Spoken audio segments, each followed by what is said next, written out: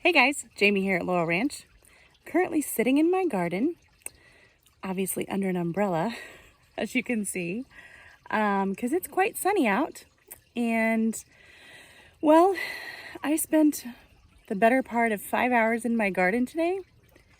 And because I was so excited about the weather from yesterday, the rain that we finally got, which we desperately needed, and the cloud cover, I managed to forget to even consider that I needed sunscreen. So I won't show you my back and my shoulders, but yeah, I need the umbrella, that's for sure. But I wanted to touch base with you guys today and do a little update on my garden. Like I said, I did get it finally planted today. It's been a work in progress, and this is another one of those videos where I hope that what I share gives you hope. Because it is now April 11th, which is technically about 4 months after I should be starting some things from seed.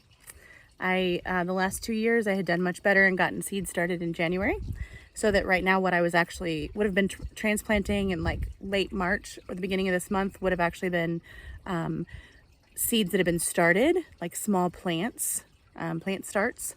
But instead, what I planted today was some of the plant starts that I purchased. Yeah, it's a lot bigger waste of money. I don't want to say it's a waste of money. It's still vegetables. It's still, you know, herbs and stuff for your garden. But it's definitely more frugal and a better way to use your finances if you can start things from seed, because it's way less expensive than buying plant starts. Now, when I first got started, I definitely used plant starts because I wasn't even going to attempt to start stuff from seed. So I definitely went with all plant starts. But now I do most things from seed, except for this year when I had to buy the plant starts. So I bought a few, I allowed myself a few just so we could get some stuff going that we definitely needed. But other than that, everything else is from seed. So we're going to see what comes up and what works, and we'll go from there. But I was going to give you a quick tour and just tell you some of the things that I'm doing and let you guys get a good look at it. Okay, so coming into my garden, this is one of the things you'll see. It's one of my favorite features. I think I talked about it in a previous video, but it's just an old stock tank that was here on our property that I repurposed into a fountain. I love fountains. I love the sound of running water, at least when it's supposed to be running. Not when there's leaks and stuff like that, or I've forgotten that the sprinklers were on. But it's one of my favorite things, and it's very relaxing. And that's one of the things I wanted to do with my garden, was make it a place that was fun for me. It's very therapeutic, and I wanted it to feel peaceful and feel pretty, but still be functional. So that's the focal point of my garden, and I absolutely love it. My bees come here in the summer and in the spring and in the fall when the weather's nice. And so it's dual purpose. It waters my bees, but it also brings me peace. So as you can see, I'm going to try and pan over here without making y'all motion sick. We have different kinds of boxes in the garden. There's these ones over here that are made with the sheet metal corrugated metal. And those were the 4 original boxes, are the ones that are made with metal.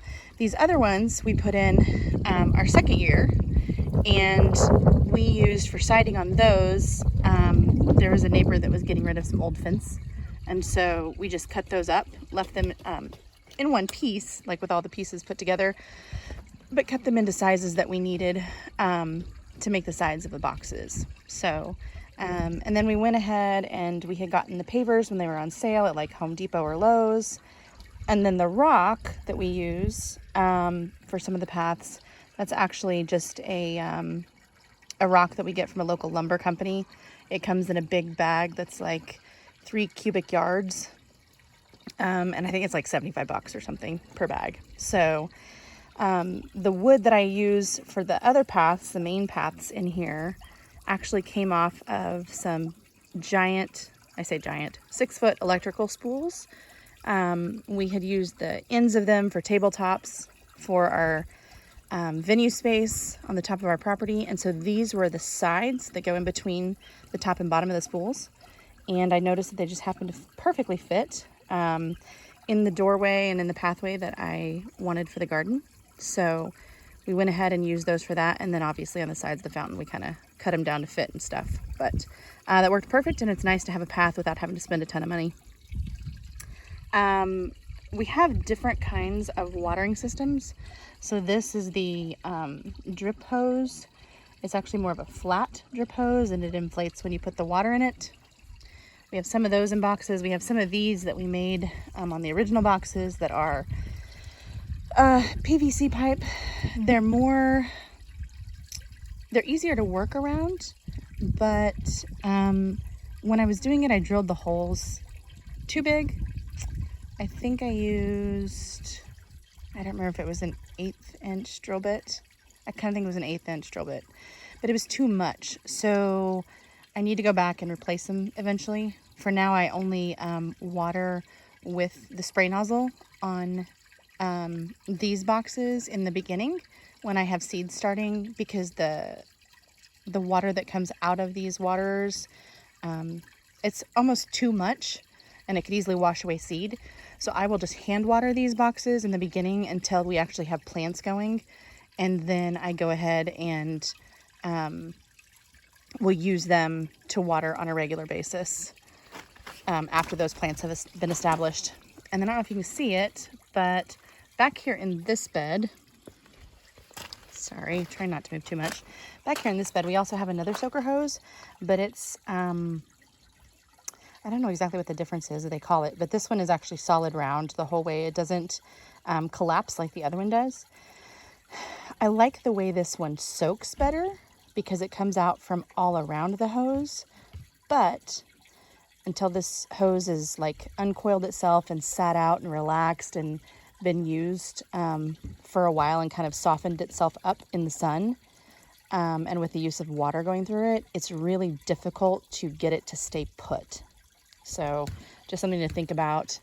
I would say that probably if I had to do it all over again, I think honestly that I would go more with the PVC method, just because if I wanted to, I could connect these and make them into, you know, square foot gardening grids.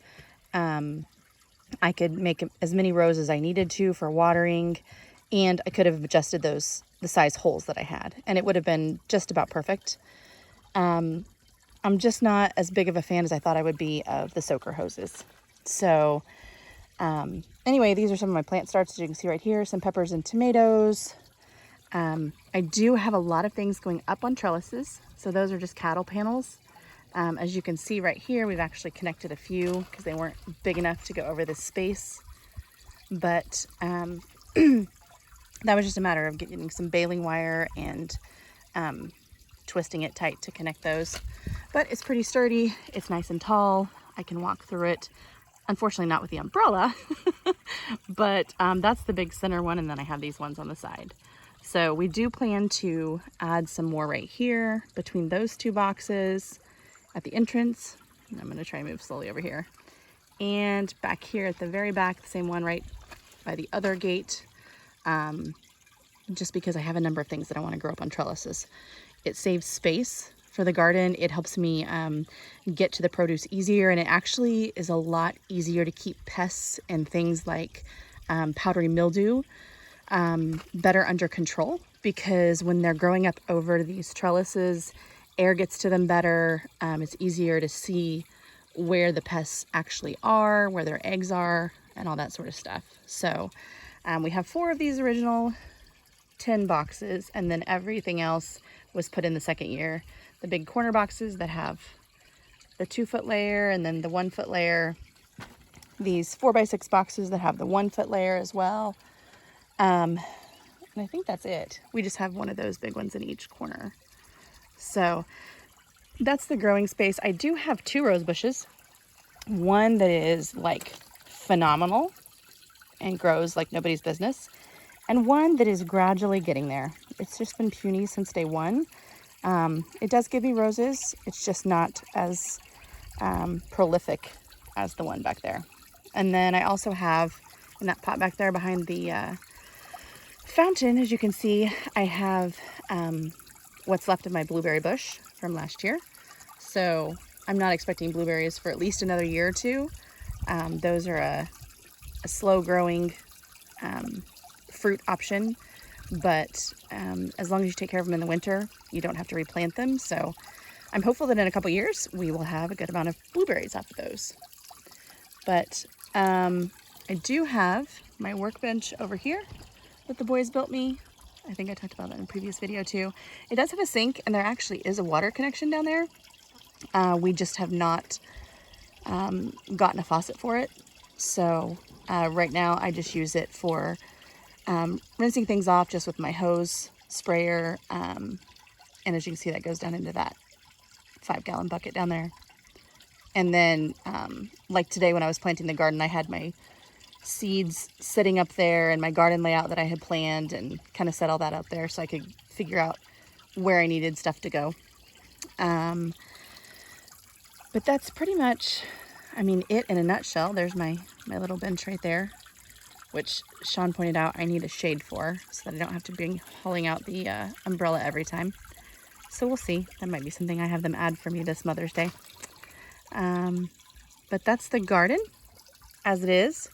I've got, I'm sorry, I said that these were all tomatoes and peppers. Those are actually all peppers. My tomatoes are over in that bottom box. And as you can see, I've got weeds that I have to deal with, but I definitely don't have as many weeds as I did when this was all grass. So one of the goals for next year, I've already decided, is I'm actually going to paint these trellises bright colors, because I like things pretty. I have a few other decorative things that I'm going to add, but definitely going to paint the trellises. So Sean ran the water for this and the electrical when we first planned out the garden. My garden's about 30 foot by 30 foot. I think technically it's 29 by 29. And then what we did was, oops, I got stuck with the umbrella. What we did was, between the fence and the boxes, we have about a foot of space, just so that, you know, deer and stuff can't come and push in and get to the things that are growing. So that was just kind of one of those things that I wanted to make sure it wasn't growing right up against the outside fence. And that seems to have worked really, really well. Oh, and for a weed barrier, we also, as you can see back there, those are leftover shingles, asphalt shingles. My son works for a roofing company, and they had some leftover, and they were all mismatched. And so he said, hey, do you have a use for them? And we said, sure. So we actually laid them down everywhere in here between the boxes, because the boxes are already built, before we laid down the rock and the pavers and the wood pathway. And so it does a really great job for the most part.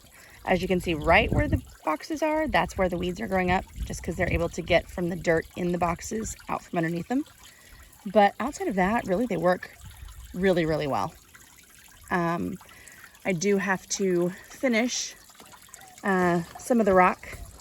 I'm trying to get past here without getting stuck in my umbrella. I have some more rock to add back here, because of course, you know, the day we thought we were going to be done, we ran out of rock. So there's going to be more rock here, and then rock all the way back behind, in between the fence where all of those shingles are.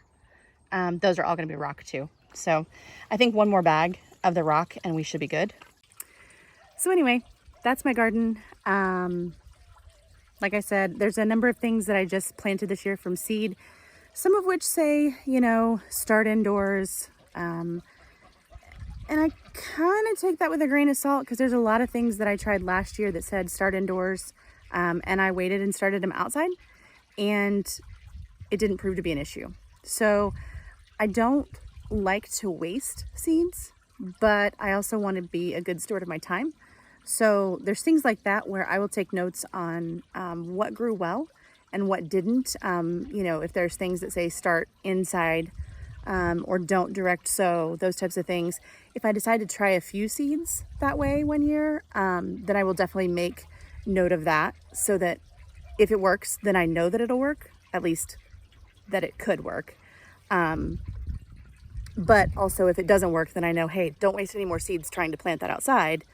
You know, just go ahead and follow the rules and which I'm not good at, but follow the rules and plant it inside if that's what it actually needs. So it's worth it to me to try and, you know, experiment a little here and there to see what works. But for the most part, I've had really good luck with stuff just growing from seed as long as I wait till the soil temps are correct and that we're not going to have any more frost and no hard freezes. So so far it's worked, and so that's what I'm going to keep doing. But anyway, if y'all have questions, drop them below. But I hope that you've learned maybe something from this today. And again, I hope that we give you hope, because if you're still not started on your garden, trust me, you're not the only one. You can still do it. There's plenty of growing time left in the season. Have a blessed day.